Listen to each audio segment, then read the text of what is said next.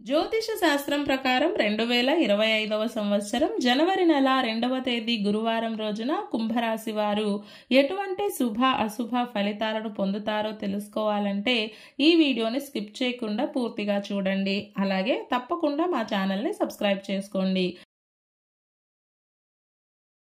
ఈ గురువారం రోజు కుంభరాశి వారు ముందుగా రాశి చక్రాన్ని గమనించుకుని ఆ తరువాత ముందడుగు వేయాల్సి ఉంటుంది.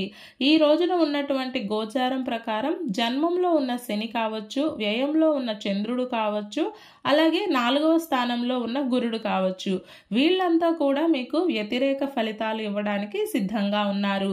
శని, చంద్రుడు మరియు గురుడు వీరు ముగ్గురు ఈ రోజు కుంభరాశి వారికి అంత అనుకూలంగా లేరు. ఈ కారణంగా రోజువారీ పనుల్లో కూడా జాప్యం ఏర్పడుతుంది.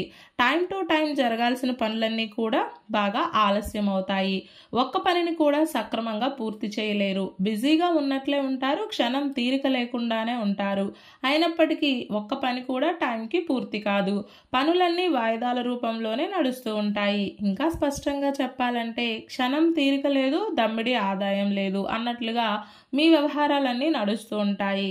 ఏది ఏమైనా ఈ రోజంతా కుంభరాశి వారికి పనులన్నీ ఆలస్యంగా జరుగుతాయి. కాబట్టి ఉద్యోగస్తులు కానివ్వండి, వ్యాపారస్తులు కానివ్వండి, లేదా ఎవరైనా సరే వాళ్ళు చేసే పనుల పట్ల ఓపికతో ఉండాలి. ఎంత ప్రశాంతంగా ఓపికగా ఉంటే అంత హాయిగా రోజు గడుస్తుంది. ఎదుటి వారికి ఉచిత సలహాలు ఇచ్చే ప్రయత్నం చేయకండి. ఈ రోజు గనక మీరు ఎదుటి వాళ్లకు సలహాలు ఇస్తే చిరాకు, మీరే ఇబ్బందుల పాలు అవుతారు. ప్రయాణాలు విసుగును కలిగిస్తాయి. ఈ రోజు కుంభరాశి వారికి హఠాత్ పరిణామాలు చోటు చేసుకునే అవకాశం ఉండడంతో ఉలిక్కిపడి అవకాశాలు అధికంగా కనిపిస్తున్నాయి. మొత్తం మీద ఈ రోజంతా కుంభరాశి వారు టెన్షన్ పడకుండా, కంగారు పడకుండా, నిదానంగా, నింపాదిగా ముందుకు వెళ్లే ప్రయత్నం చేయాలి. అప్పుడే సక్సెస్ అవుతారు. ఈ గురువారం రోజు కుంభరాశి వారు గులాబీ రంగు దుస్తులను ధరించకండి. శివ కవచ స్తోత్రాన్ని పారాయణం చేయండి.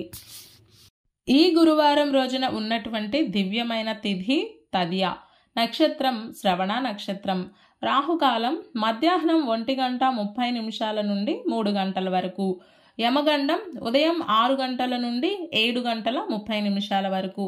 అలాగే ఈ రోజు యొక్క శుభ సమయాలు ఉదయం 9:55 నుండి 10:40 వరకు, తిరిగి సాయంత్రం 4 గంటల నుండి 4:45 వరకు.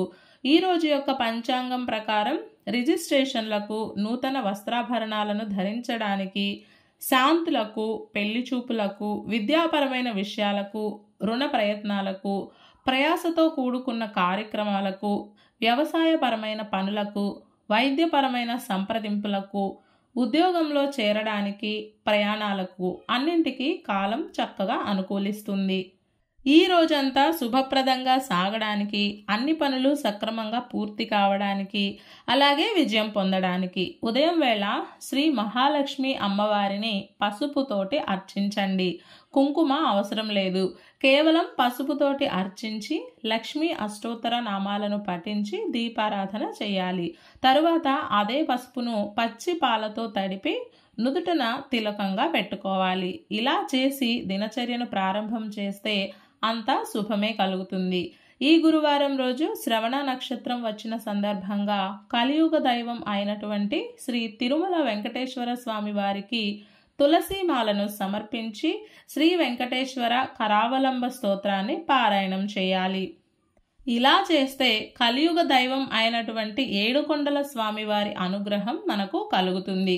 ఈ గురువారం రోజు మనమంతా ఓం శ్రీరామచంద్రాయ నమః అనే మంత్రాన్ని పదే పదే జపిస్తూ ఉండాలి.